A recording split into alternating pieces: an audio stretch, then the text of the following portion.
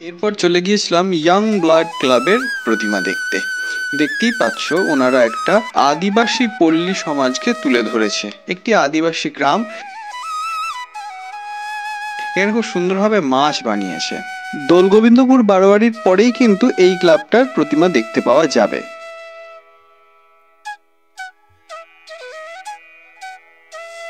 এনারা করেছিলেন রাধাকৃষ্ণ সহ অষ্টসখী।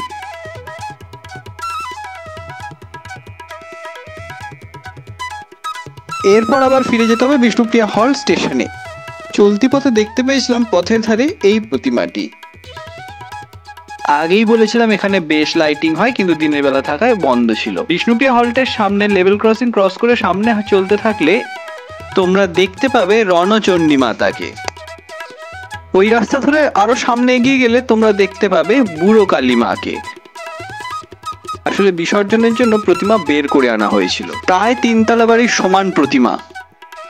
এরপরেই দেখা যাবে এরিয়ান ক্লাবের কৃষ্ণকালী মাকে। কিছুটা সামনে এগিয়ে বাঁহাতে একটা গলির মধ্যে পাওয়া যাবে কিশলয় সংঘের এই 40 ফুটের শিব বাবাকে। শিব বাবাকে দেখে সামনে এগিয়ে গেলেই বাঁহাতে একটি বাজারের মধ্যে দেখতে পাবে মুক্তকেশী মাতাকে। এরপরে সামনে এগিয়ে বাঁহাতে একটা মাঠের মাঝখানে বিশাল বড় একটা অজগর সাপ দেখেছিলাম। হ্যাঁ, এই যে তার ভেতরেই আমরা ঢুকে পড়েছিলাম ঠাকুর দেখার জন্য। সাপের পেটের ভেতর ঠাকুর, কি অবস্থা বন্ধুরা।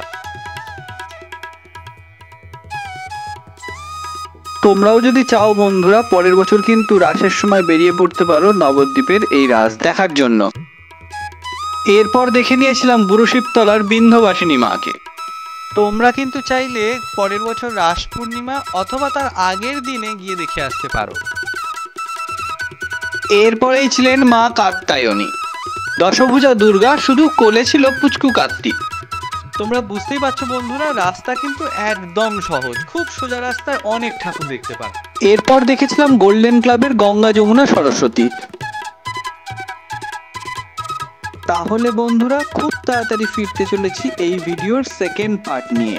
তোমরা কিন্তু আমাকে অবশ্যই জানাতে ভুলো না যে তোমাদের কেমন লাগলো।